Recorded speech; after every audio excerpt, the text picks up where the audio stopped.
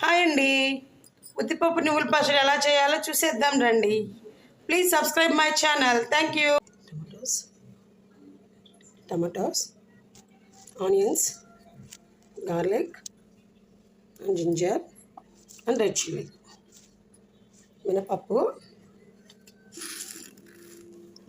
తెల్ల నువ్వులు, కొంచెం చింతపండు, పులుపుకి సరిపడా కట్ చేసేసుకొని ప్యాన్ పెట్టేసుకొని ప్యాన్ తీసేసుకొని సరిపడా ఆయిల్ తీసేసుకోవాలి. కొంచెం వేగాక నువ్వులు యాడ్ చేసేసుకోండి. అంటే లైట్గా వేగితే చాలు.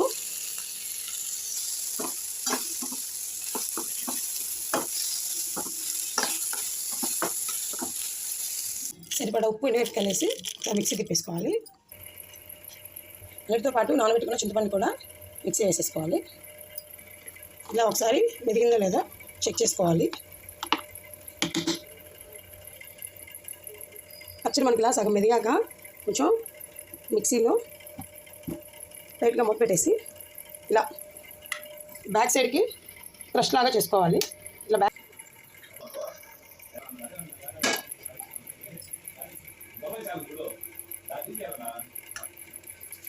కొంచెం ఆవాలు, కొంచెం జీలకర్ర, టమాటా గింజ, 2 ఎండుమిరపకాయలు, అంటే వెల్లుల్లి రెబ్బలు, మిక్సీ పట్టుకున్న పచ్చడి. ఉద్దిపప్పు నువ్వుల పచ్చడి రెడీ అయిపోయింది.